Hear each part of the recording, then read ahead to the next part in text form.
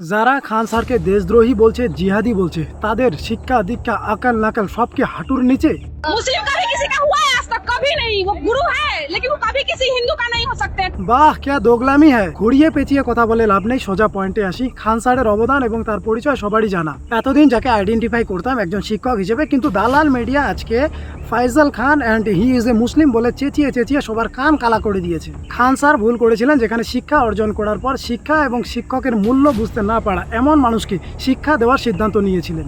যখন কোচিং ইন্ডাস্ট্রিগুলো লাখ লাখ টাকার ব্যবসায় পরিণত হচ্ছিল, তখন খান স্যার সেখানে গরিব ছাত্রদের জন্য অ্যাফোর্ডেবল প্রাইসে তাদের কোর্স রেখেছিলেন। কি দরকার ছিল ভাই? এখানেই শেষ নয়, ছাত্রছাত্রীদের সমস্যা নিয়ে কথা বলেছিলেন, প্রশ্নপত্র ফাঁস নিয়ে কথা বলেছিলেন, লাখ লাখ ছাত্রছাত্রীর ভবিষ্যৎ নিয়ে কথা বলেছিলেন, শিক্ষা ব্যবস্থার ত্রুটি নিয়ে কথা বলেছিলেন এবং ছাত্রদের সাথে তাদের আন্দোলনেও যোগ দিয়েছিলেন। কি দরকার ছিল ভাই এত কিছু করার? হসপিটাল এমন বানিয়েছেন যেখানে লাখ লাখ টাকার চিকিৎসা খুচরো পয়সা দিয়ে করা যাচ্ছে। मुझे बाहर में 18,000 रुपया बोला था, जब मैं यहाँ पे आया तो मेरा यहाँ पे 4500 में हो गया।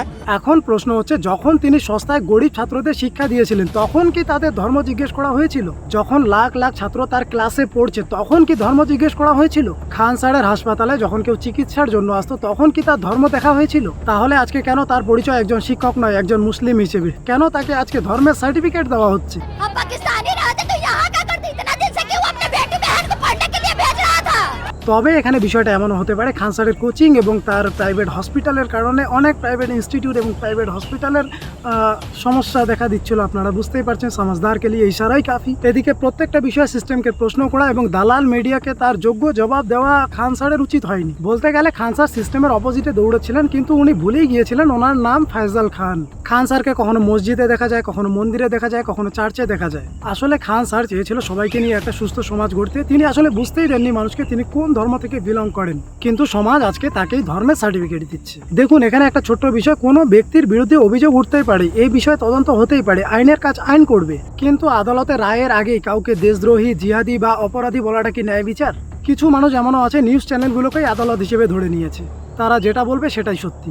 এদিকে আরেকজন শিক্ষকের নাম উঠে আসে, রওশন আনন্দ স্যার। তিনিও একজন শিক্ষক। হয়তো অনলাইনে খান স্যারের মতো জনপ্রিয়তা নেই, কিন্তু অফলাইনে ওনার জনপ্রিয়তা ও প্রভাব কোনো অংশেই কম না। আমাদের কাছে দুজন শিক্ষকের প্রতি সমান সম্মান এবং সমান শ্রদ্ধা আছে। ওনাকেও গ্রেপ্তার করা হয়েছে। ব্যক্তিগতভাবে আমি মনে করি সমাজে একজন শিক্ষকের গ্রেফতার হওয়া সত্যি দুঃখজনক এবং একটা হতাশাজনক বিষয়। তবে এখানে খান স্যার এবং রওশন আনন্দ স্যারের মধ্যে ব্যক্তিগত কোনো ইস্যু থাকতে পারে, বা কোনো ভুল বোঝাবুঝি থাকতে পারে, অথবা কোনো থার্ড পার্টি এনাদের দুই কোচিং ইনস্টিটিউটের নাম বদনাম করার চেষ্টা করছে। কিন্তু এখানে একটা বড় প্রশ্ন থেকেই যায়, যেসব স্টুডেন্ট খান স্যারকে গালি দিচ্ছেন, দেশদ্রোহী বলছেন, জিহাদি বলছেন এবং বিহার ছাড়তে বলছেন, আমি তাদের বলতে চাই, এমন শিক্ষিত মূর্খ হয়ে খুব বেশি দূর এগোবেন বলে আমার মনে হচ্ছে না।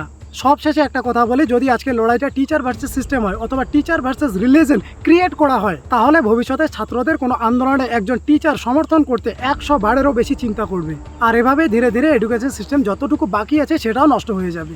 এ বিষয়ে আপনাদের মতামত অবশ্যই কমেন্ট করে জানাবেন এবং ভিডিওটি ভালো লাগলে একটা সাবস্ক্রাইব করে দিবেন এবং দেখা হচ্ছে পরবর্তী ভিডিওতে।